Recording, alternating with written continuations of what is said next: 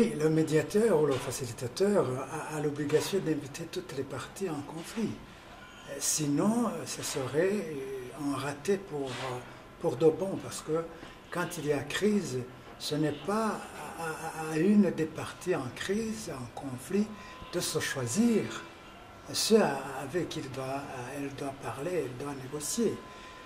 À titre d'illustration, vous savez très bien que le CNDD-FDD, quand il était au maquis, ce n'était pas un enfant du cœur du régime. Mais parce que justement, le besoin vital de la paix vaut plus que les autres, on n'a pas eu à refuser qu'on s'assied ensemble.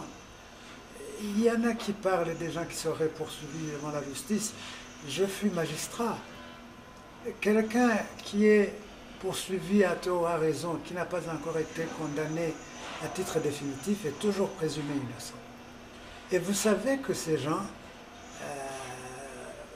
sont poursuivis pour des mobiles politiques, parce que le gouvernement dit qu'ils auraient été à l'origine des manifestations, ils auraient cautionné la tentative de putsch. Mais vous savez, monsieur le journaliste, Pierre Nkurunziza avait été condamné même au niveau de la cassation. Et pourtant, cela n'a pas empêché qu'il soit associé aux négociations et qu'il rentre avec un portefeuille ministériel jusqu'à briguer la présidence de la République qu'il occupe même aujourd'hui. Donc, vous comprenez que le CNDD-FDD aujourd'hui n'a pas de leçon à donner en cette matière.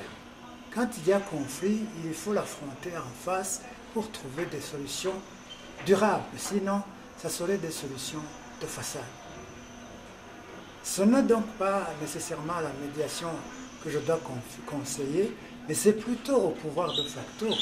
La médiation, bien sûr, quand elle a accepté de jouer son rôle, elle doit nécessairement imposer la logique élémentaire des négociations. On ne négocie pas avec un ami.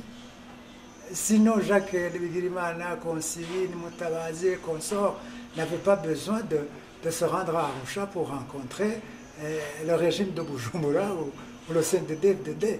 Donc vous comprenez que, aussi longtemps qu'ils ont accepté de se déplacer, ils savaient pertinemment qu'ils allaient rencontrer non pas des enfants de cœur, mais des Burundais qui ne partagent pas des points de vue, qui ne partagent pas la façon peut-être dont le pays est géré aujourd'hui. Ce n'est que ça. Sinon, la CNDI qui gère le dialogue inter-burundais conçu par le CNDD-FDD suffit pour que Mutabazi et autres restent à Bujumbura. Pourquoi vouloir faire dépenser tant d'argent et venir rencontrer les mêmes qu'on côtoie tous les jours au bureau ou même dans d'autres occasions? Donc je pense que la partie gouvernementale devrait se ressaisir pour permettre aux Burundais de respirer encore l'air de la paix et de la réconciliation.